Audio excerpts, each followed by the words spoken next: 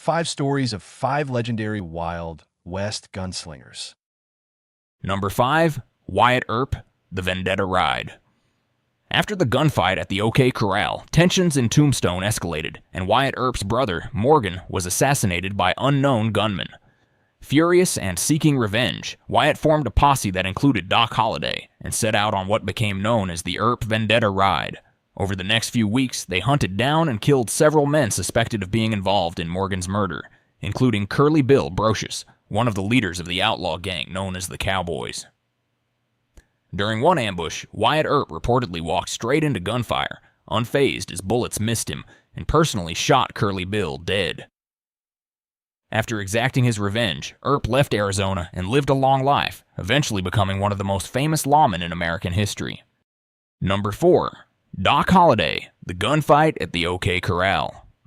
Doc Holliday was a gambler, dentist, and deadly gunfighter who became famous for his friendship with Wyatt Earp. His most legendary moment came on October 26, 1881, during the gunfight at the OK Corral in Tombstone, Arizona.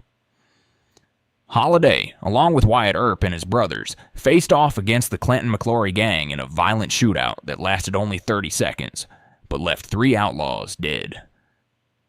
Despite suffering from tuberculosis, Holliday fought fiercely, killing Tom McClory with a shotgun blast at close range and wounding others. He and the Earps emerged victorious, but the fight sparked a bloody feud that would lead to more deaths in the coming months. Holliday's reputation as a fearless gunslinger lived on long after his death in 1887. Number 3. Jesse James, The Outlaw, Betrayed. Jesse James, leader of the James Younger Gang, was a feared outlaw known for daring bank and train robberies across the Midwest. After years of being hunted by law enforcement, James decided to live a quieter life under an assumed name in St. Joseph, Missouri. However, 2 members of his own gang, Robert and Charlie Ford, saw an opportunity to collect the bounty on his head. On April 3, 1882, while Jesse was dusting a picture on the wall of his home, Robert Ford shot him in the back of the head, killing him instantly. Ford expected to be celebrated as a hero, but was instead despised as a coward, and Jesse James' legend only grew after his death, with many seeing him as a Robin Hood-like figure of the Wild West. Number 2. Billy the Kid, The Jailbreak and Final Showdown.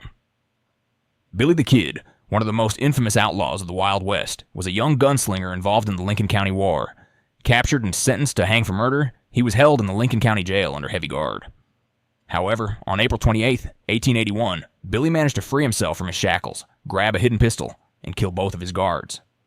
He then armed himself with a shotgun, waited for the sheriff's deputy to return, and shot him dead before stealing a horse and escaping.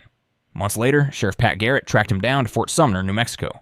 On the night of July 14, 1881, Garrett waited in the dark inside a house and shot Billy in the chest when he entered, ending the young outlaw's short but legendary career. Before we jump into the last story, make sure to hit that follow button. Don't miss out on more awesome content. Like, share, and stay tuned for more. Alright, let's get into it. Number 1. Wild Bill Hickok, The Duel with Davis Tutt. Wild Bill Hickok, a former Union scout turned lawman and gunslinger, was known for his deadly accuracy with a gun. One of his most famous moments was his duel with Davis Tutt in 1865.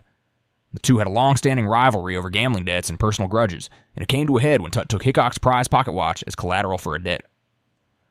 Hickok warned Tutt not to wear it in public, but Tutt flaunted it in the town square of Springfield, Missouri.